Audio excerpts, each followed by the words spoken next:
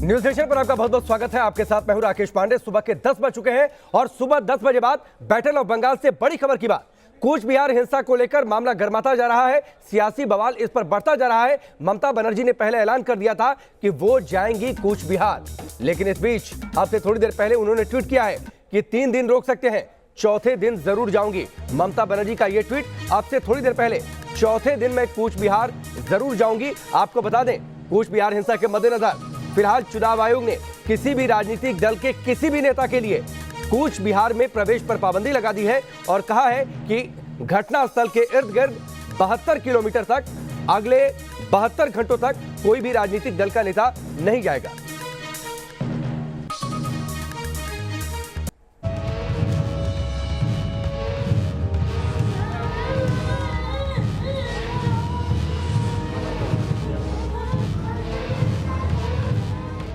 पश्चिम बंगाल में चौथे चरण के मतदान के दौरान कूच बिहार के सितालकुची में ऐसी हिंसा भड़की कि बंगाल की धरती रक्त रंजित होती चली गई। हिंसा की आग ने 4 लोगों की बलि ले ली। अस्पताल के कैंपस में रोते बिलखते ये वो लोग हैं जिनके घर के लोग इस हिंसा में मारे गए। सबसे बड़ा सवाल ये है कि आखिर वो कौन लोग हैं जो बंगाल के सियासी दंगल में बारूद उड़ेल रहे हैं? वो कौन लोग हैं जो मासूम लोगों के लहू से सींचकर सत्ता के सिंहासन तक पहुंचना चाहते हैं? ये सवाल बेहद गंभीर है। दीदी संवेदनशीलता की उम्मीद बंगाल अब आपसे छोड़ चुका है। लोकतंत्र के उत्सव में भी दीदी आप माताओं बहनों के आंसू, माताओं बहनों के आंसू गिरने की वजह बन रही है। कूच बिहार हिंसा के बाद केंद्रीय चुनाव आयोग ने आदेश दिया है कि कूच बिहार में जिस पोलिंग स्टेशन पर हिंसा की घटना हुई उस कूच बिहार जिले की परिधि के इर्द गिर्द अगले 72 घंटे तक किसी राजनीतिक दल का कोई नेता नहीं जाएगा। बावजूद इसके पश्चिम बंगाल की सीएम ममता बनर्जी ने सितालकुची कूच करने का ऐलान कर दिया है। केंद्रीय चुनाव आयोग ने अपने आदेश में साफ तौर पर कहा है कि अभी तक घटना में मृतक लोगों का अंतिम संस्कार नहीं हुआ। ऐसे में अगर कोई राजनेता वहां पर जाएगा तो माहौल खराब होने का अंदेशा बना रहेगा। इससे इलाके के साथ ही कई और इलाकों का भी माहौल बिगड़ सकता है। दरअसल पश्चिम बंगाल के कूच बिहार जिले में शनिवार को स्थानीय लोगों के जरिए हमला किए जाने के बाद सीआईएसएफ ने कथित तौर पर गोलियां चलाई, जिसमें 4 लोगों की मौत हो गई। बगल वाला लोग मना कर रहा था, भाई क्यों मार रहा है, तो एक बोल के उसके बाद जो फौज है, सेंट्रल फौज है, वो धमाधम लाठी चार्ज करवा रहा है। तो मैं घर से सुनता है जब मेरे भाई ने गोली खाया तो इधर का इसका उसका मुंह में सुनता है तो आधा सेना ने गोली किया। बाद में किसी ने मुंह में सुना है, किसी आके गोली करके भाग गया। वहीं ऐसा भी आरोप है कि स्थानीय लोगों ने सीआईएसएफ जवानों की राइफलें छीनने की कोशिश की और आत्मरक्षा में जवानों को फायरिंग करनी पड़ी। कूच बिहार में लाशें गिरी तो बीच वोटिंग में टीएमसी और बीजेपी के बीच जुबानी जंग शुरू हो गई।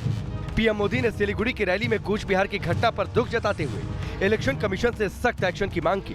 कूच बिहार में जो हुआ है वो बहुत ही दुखद है। जिन लोगों की मृत्यु हुई है मैं उनके निधन पर दुख जताता हूं। मेरी संवेदना उनके परिवार के साथ है। बीजेपी के पक्ष में जन समर्थन देखकर दीदी और उनके गुंडों में बौखलाहट हो रही है। उधर टीएमसी ने भी कूच बिहार के मुद्दे पर मोर्चा खोल दिया। टीएमसी का डेलीगेशन चुनाव आयोग से मिला तो वहीं दीदी ने इस घटना के लिए गृह मंत्री अमित शाह को जिम्मेदार ठहराते हुए उसे गृह मंत्रालय के इशारे पर लिया गया एक्शन बताया। আমি বারবার বলে আসছি সিআরপিএফ আমার শত্রু নয়, কিন্তু হোম মিনিস্টারের কথায় যে চক্রান্ত চলছে আজকে প্রমাণ হয়ে গেছে যে আজকে 4 জনকে গুলি করে মেরে দিয়েছে সিআরপিএফ, যারা লাইনে দাঁড়িয়ে ছিল ভোটাররা। शीतलकुची में भले ही हिंसा की वारदात शनिवार को हुई, लेकिन वहां की फिजा में तनाव का माहौल बीते 4 दिनों से चल रहा था। 7 अप्रैल को कूच बिहार के नजदीकी इलाके में हुई रैली में ममता बनर्जी ने लोगों से सशस्त्र बलों के घिराव की बात कही थी। दरअसल ममता ने कहा था कि अगर लोगों को वोट देने से रोका जाए तो वो सुरक्षा बलों का घेराव करें। जो फ्रस्ट्रेशन है दीदी का कि सीआरपीएफ का घिराव कर दो, वो उसी के कारण है क्योंकि उनके चुनाव जीतने का एकमात्र आधार हिंसा हुआ करती थी जो इस बार नहीं कर सकते। शीतलकुची सीट पर लड़ाई तगड़ी है क्योंकि यहाँ पर टीएमसी साल 2011 और 2016 में दोनों बार चुनाव जीत चुकी है। 2019 के लोकसभा चुनाव में जब बीजेपी ने उत्तर बंगाल की सभी सीटों पर परचम लहराया तभी टीएमसी को यहाँ ज्यादा वोट मिले थे। लिहाजा ममता के सामने बंगाल बचाने की चुनौती है और शायद बंगाल के खिसकने के डर से ममता ने चुनाव आयोग के आदेश के बावजूद शीतलकुची कूच करने का ऐलान कर दिया है। Team news nation.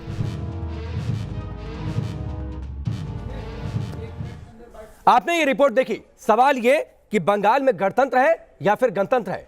सवाल ये भी कि ये चुनाव है या युद्ध है, और सवाल ये भी कि क्या तोड़फोड़ और बमबाजी से जीतेंगे बंगाल। लेकिन बड़ी खबर आपको बता दें, कूच बिहार में हिंसा से पहले ममता बनर्जी ने भड़काऊ बयान दिया था। ममता बनर्जी ने 7 अप्रैल को कूच बिहार में रैली की थी और उस रैली में उन्होंने लोगों को भड़काया था कि केंद्रीय बलों को घेर लो। ममता ने सशस्त्र बलों के घेराव की बातचीत कही थी। सुनिए। এসে কেউ গুন্ডামি কোনো হিংসামি করতে না পারে, আর সিআরপিএফ যদি গন্ডগোল করে আমি আপনাদের মেয়েদের বলে দিচ্ছি আপনারা ওদের ঘেরাও করে রাখবেন, একদল আর একদল ভোট দিতে যাবেন, একদল ঘেরাও করবেন একদল ভোট দিতে যাবেন, একদল ঘেরাও করবেন একদল ভোট দিতে যাবেন, ভোট নষ্ট করবেন না। আপনি যদি শুধু ঘেরাও করে রাখেন তাহলে ভাববে ভালোই তো, ভোটটা তো পড়লো না, ওর এটাই কিন্তু চাল। एक बार फिर से सुनिए। पश्चिम बंगाल की अलग अलग चुनावी रैलियों में लगातार खेला होबे की बातचीत हो रही थी। सवाल ये कि आखिरकार सुरक्षा बलों से सियासी खेला क्यों। आप सुनिए कैसे कूच बिहार की रैली में ममता बनर्जी ने लोगों को उकसाया था कि केंद्रीय सुरक्षा बलों को घेर लो। सुनिए एक बार फिर से। বাইরে থেকে এসে কেউ গুন্ডামি কোনো হিংসামি করতে না পারে, আর সিআরপিএফ যদি গন্ডগোল করে আমি আপনাদের মেয়েদের বলে দিচ্ছি আপনারা ওদের ঘেরাও করে রাখবেন, একদল আর একদল ভোট দিতে যাবেন, একদল ঘেরাও করবেন একদল ভোট দিতে যাবেন, একদল ঘেরাও করবেন একদল ভোট দিতে যাবেন, ভোট নষ্ট করবেন না। আপনি যদি শুধু ঘেরাও করে রাখেন তাহলে ভাববে ভালোই তো, ভোটটা তো পড়লো না, ওর এটাই কিন্তু চাল। सोचिए अगर राज्य का मुख्यमंत्री इस तरीके से बयान दे अपने लोगों के बीच में जाकर तो लोगों का मनोबल कितना बढ़ जाएगा और वह किस तरीके से कानून व्यवस्था को अपने हाथ में लेंगे। चलिए अपने मेहमानों से आपका परिचय करवाते हैं। ओम प्रकाश सिंह भारतीय जनता पार्टी के नेता हमारे साथ जुड़ चुके हैं। तौसीफ रहमान है जो कि टीएमसी के नेता हैं। अवधेश कुमार जी वरिष्ठ पत्रकार के तौर पर जुड़े हैं और साथ ही धीरेन्द्र पुंडीर हमारे वरिष्ठ सहयोगी जो लगातार पश्चिम बंगाल के अलग अलग इलाकों में जा रहे हैं, खाक छान रहे हैं और लोगों के चुनावी मूड को समझ रहे हैं, और साथ ही जो लगातार अलग अलग जगहों पर चुनावी हिंसा हो रही है उसको भी इन्होंने अपनी आंखों से देखा है। लेकिन सबसे पहले तौसीफ रहमान आपके पास आता हूं। यही आप लोग चाहते थे, जो चाहते थे वो हो गया। चुनाव है, युद्ध है, सियासी खेला क्या सुरक्षा बलों से होना था? देखिए आज तो सुबह सुबह पहले आपने ही प्रमाण दे दिया कि दीदी ने भड़काऊ भाषण दिया तभी जाके ये सब हुआ। तो बीजेपी क्या प्रमाण देगी? पहले तो चैनल में बैठ के आपने ही प्रमाण दे दिया, आपने ही इसका सबूत बता दिया और आप ही कोर्ट बन गए, आप ही जज बन गए कि दीदी के भड़काऊ भाषण के देने की वजह से ही सीआरपीएफ ने ऐसा किया। आपको सेकंड फेज का पहले इलेक्शन देखना चाहिए था कि सीआरपीएफ अपनी मर्जी के हिसाब से टीएमसी कैंडिडेट को आसपास बूथ में नहीं आने दे रही थी। आपको पहले ये देखना चाहिए था, पहले इल्जाम लगाने से पहले। और मैं काफी कड़ी निंदा के साथ बोलना चाहता हूं कि आपको ये शब्द यूज नहीं करना चाहिए था, आपको इस शब्द का इस्तेमाल नहीं करना चाहिए था। आप कहना चाह रहे हैं कि दीदी के वजह से सीआरपीएफ वालों ने और वहां पर लोगों ने कुछ किया। अरे भैया आप पहले सबूत दिखाइए कि लोगों ने क्या किया वहां पे, किस लोगों ने वहां पर घेराव किया और क्यों घेराव किया, कहां घेराव हुआ, कौन से बूथ में घेराव हुआ। तौसीफ रहमान आपने मुझे शब्दों की जानकारी सुनिए सर सुनिए, आधे मिनट तक मैंने आपको डिस्टर्ब नहीं किया ना।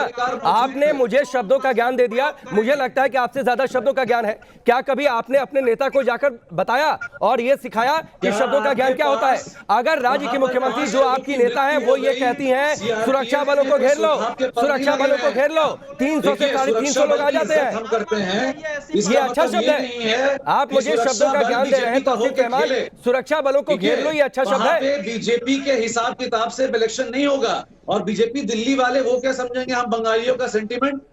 वहां पर तो लोग मर गए, वहां पर मोदी जी संवेदना ही देते रहे। आपके हिसाब से इलेक्शन होगा मोदी जी अफसोस आपके हिसाब से इलेक्शन होगा, चले गए आपके हिसाब से इलेक्शन होगा, तो मर गए, हमारे लोग तो जाते गए। आपके हिसाब से इलेक्शन होगा, उनका जवाब चुनाव आयोग के हिसाब से इलेक्शन होता है देश में। समझिए एक बात, इलेक्शन के हिसाब से होता है। चुनाव एक जगह नहीं बहना चाहिए, चुनाव इलेक्शन को दोनों आंख से देखनी चाहिए। चुनावी इलेक्शन चल रहा है, आपने चश्मा लगाया है, आपका चश्मा पहनकर चुनाव आयोग देखे, आपका चश्मा पहनकर चुनाव आयोग इलेक्शन कराए। तौसीफ रहमान, आपका चश्मा पहनकर चुनाव आयोग इलेक्शन कराए। सीआरपीएफ टीएमसी का ऑफिस जला रहा है, सीआरपीएफ टीएमसी का ऑफिस तोड़ रहा है। इसका अरे चले जाइए कोर्ट में ना प्रमाण लेकर, कोर्ट फैसला कर देगी, कोर्ट फैसला कर देगी। तौसीफ रहमान, कोर्ट फैसला कर देगी। मैं आपके ऐसे शब्दों का कि बीजेपी तो अरे अपने नेता को जाकर शब्दों की मर्यादा सिखाइए, अपने नेता को जाकर शब्दों की मर्यादा सिखाइए। इस बात से मैं कड़ी निंदा करता हूं कि आपको ये शब्द नहीं यूज करना चाहिए। नहीं, मुझे मत सिखाइए, अपना ज्ञान बढ़ाइए शब्दों का, अपना ज्ञान बढ़ाइए शब्दों का तौसीफ रहमान, और अपने नेता को शब्द सिखाइए। चाहिए था आपने क्या बोला, और आप ये बहुत शर्मनाक वाली बात है कि 5 लोगों की मौत के ऊपर बैठ के आपने अपना कोर्ट का जाहिर कर दिया। नेताओं को है ये शिक्षा लेने की कि कौन सी भाषा का प्रयोग करें। किसी से कोई शिक्षा लेने की जरूरत नहीं है। रेपिस्ट और मर्डरों से, रेपिस्ट और खूनी वालों से जो दिल्ली में बैठ के रेप और खून कर रहे हैं, जो उत्तर प्रदेश में बैठ के रेप और खून कर रहे हैं, उनसे मुझे कोई सबक लेने की जरूरत नहीं है, और खास करके सुबह सुबह लेने की कोई जरूरत नहीं है। भाषा क्या है? झूठ का पर्दाफाश हो गया है, और आपको समझना चाहिए था कि आपको ऐसी बात नहीं करनी चाहिए। नहीं, एक मिनट अवधेश जी, आपको ऐसी बात नहीं करनी चाहिए थी। अवधेश जी, अरे सुनिए तौसीफ रहमान, सुनिए, आप चुनावी रैली में नहीं है, जब मैं रोकूं तो रुक जाए करिए। तौसीफ रहमान, ये आपकी चुनावी रैली नहीं है, ना पार्टी का कोई दफ्तर है, ठीक है ना? आपने जब आपसे जितना सवाल पूछा जाए, मैं जब बीच में इंटरप्ट करूं तो उसे सुना करिए। चुनावी रैली नहीं है कि आपका भाषण चलाएंगे। सुनिए, अरे सुनिए, एक मिनट सुनिए। तौसीफ रहमान सुनिए। I am not answerable to you. I will speak when I have to speak. Tausif Rahman, आपको यहाँ पर आप झूठ बोलते रहेंगे। तौसीफ रहमान, यहाँ पर आपको सवालों का जवाब देने के लिए बुलाया गया है। आप पार्टी के प्रवक्ता के तौर पर पार्टी का पक्ष रखने के लिए, हमारे सवालों का जवाब देने के लिए आए हैं, कोई पक्ष ठीक है? चुनावी रैली करने नहीं आए। तौसीफ रहमान क्या कहेंगे उन 5 लोगों से जाकर? एक मिनट सुनिए, तौसीफ रहमान क्या कहेंगे उन 5 लोगों से जाकर? हमारी नेता ने भड़का दिया, लोगों ने घेर लिया, इसलिए गोली चल गई, इसलिए लोगों की जान चली गई, ये जाकर उन लोगों से कहेंगे जिनके घर वाले रो रहे हैं।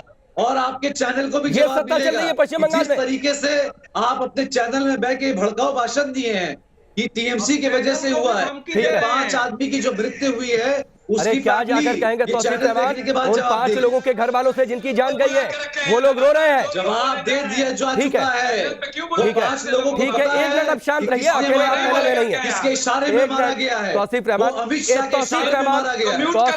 तौसीफ रहमान एक मिनट, अमित शाह के इशारे में मारा गया है। एक मिनट, उसको क्या है? शांत होइए। तौसीफ रहमान एक मिनट, पैनल में आप अकेले। 5 बंगालियों की, तौसीफ रहमान, दिल्ली वाले, यूपी वाले, हम बंगालियों के सेंटिमेंट को क्या समझेंगे? प्रवक्ता के रूप में तौसीफ रहमान, तौसीफ रहमान शांत होइए, चले जाइए, और बैठ के मुझे फालतू की भाषण मत दीजिए। एक मिनट, की जान चले। एक मिनट ओम प्रकाश जी, क्या आप है किसी ने गोली मारने की? सबकी आवाज डाउन करिए, सबकी आवाज डाउन, पीसीआर सबकी आवाज डाउन करिए, सबकी आवाज डाउन करिए। मैंने फिलहाल सबकी आवाज डाउन कर दी है। और तौसीफ रहमान सुनिए, किसी की आवाज ऑन एयर नहीं जा रही है। जब मैं बोला करूं तो उसे सुना करिए, जब सवाल क्रॉस क्वेश्चन हो उसका जवाब दिया करिए। चुनावी रैली नहीं है यहाँ, ना तो किसी की पार्टी का दफ्तर है, इसलिए एक मिनट धीरेन्द्र जी, धीरेन्द्र पुंडीर, तौसीफ रहमान बैठकर सिखाएंगे शब्दों की मर्यादा क्या होती है। अपने नेता को जाकर इन्होंने सिखाया कि ऐसे भड़काऊ बयान ना दें। देखिए, पूरे चुनाव को अगर आप गौर करेंगे तो इस तरह के बयान जिस तरह दिए जा रहे हैं, और खासतौर से टीएमसी सुप्रीमो जिस तरह के बयानों का इस्तेमाल कर रही हैं, हो सकता है तौसीफ उनको समझ लें, क्योंकि तौसीफ जिस तरह से बता रहे हैं शब्दों का क्या ज्ञान है, उस पर हो सकता है उनको ये समझ हो कि वो जो कह रही हैं उनका असली मतलब क्या है। लेकिन वो उनके जो समर्थक हैं, जो लाखों और जो उनके समर्थक हैं ममता दीदी के, वो शायद इन शब्दों को उसी तरह ले रहे हैं जैसे वो कहे गए कि किस तरह से आप सुरक्षा बलों को आप घेरेंगे, किस तरह से आपके दुश्मन के तौर पर बिहेव कर रहे हैं। सीआरपीएफ अमित शाह के इशारे पर चल रही है, जबकि इस तरह की कोई चीज कभी भी किसी चुनाव में इतने सालों से हम लोग कर रहे हैं।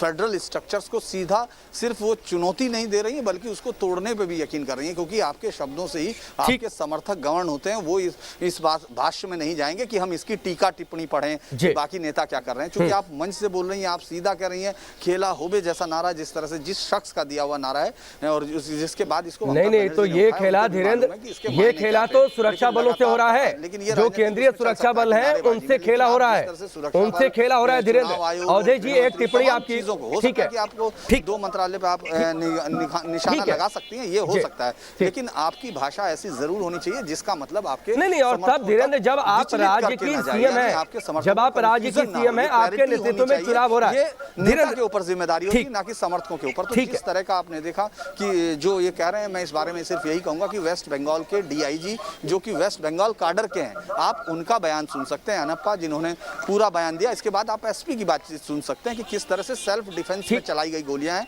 क्योंकि पिछले 4 फेज, हम बाकी हिस्सों की बात नहीं कर रहे हैं, लगातार चुनाव कवर करते करते 2 दशक के इस पूरे कैरियर में कभी इस तरह की घटना नहीं हुई जिस तरह की वो बताने की कोशिश कर रहे हैं, और उनको लगता है कि इस बात पर, इस नैरेटिव पर बाकी सब यकीन कर लेंगे। एक बात और राकेश, जो मुझे लग रहा है कि एक लाइन आप शायद नहीं सुन रहे हैं, जो तौसीफ लगातार बोल रहे हैं कि बंगाली जनमानस को बाहर के लोग, दिल्ली के पत्रकार क्या समझेंगे, ये वो खतरनाक लाइन है जिसको लगातार नहीं, मैं धीरेन्द्र वो भी सुन रहा था और उस पर भी जाऊंगा। जिस तरह की उसी बिहार से ये लोगों से मदद मांग रहे हैं, उन्हीं यूपी बिहार के लोगों से ये मदद मांग रहे हैं कि आ जाओ, मोदी के खिलाफ एक साथ खड़े हो जाओ। बाकी यहाँ से आते हैं और वहीं के लोगों को मालूम होना वहीं के एक शख्स को इन्होंने अपना सबसे बड़ा चुनावी रणनीतिकार बना लिया है, वहीं के एक शख्स को इन्होंने सबसे बड़ा चुनावी रणनीतिकार बना लिया है, तौसीफ रहमान। अगर इतनी यूपी और बिहार के लोगों से घृणा है ना, तो वहां के लोगों से आप चुनाव में मदद भी मत किया करिए अपनी चुनावी जंग जीतने के लिए। मैं अवधेश जी आपसे टिप्पणी लेना चाहता था, मैं बहुत जल्द आता हूं, एक ब्रेक की मजबूरी है। तौसीफ रहमान, ज्ञान मत दीजिए, अपना ज्ञान अपने पर अप्लाई करिए। ब्रेक के बाद चलिए आगे बढ़ते हैं, वक्त कम है।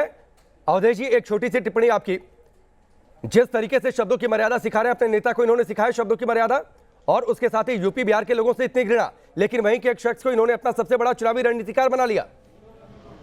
नहीं, रणनीतिकार ही नहीं बनाया, ममता बनर्जी ने जो विपक्षी नेताओं को पत्र लिखा साथ देने के लिए, उसमें उत्तर प्रदेश, बिहार, झारखंड, महाराष्ट्र, दिल्ली, हरियाणा, सभी राज्यों के नेताओं को पत्र लिखा है कि आइए हमारी मदद करिए।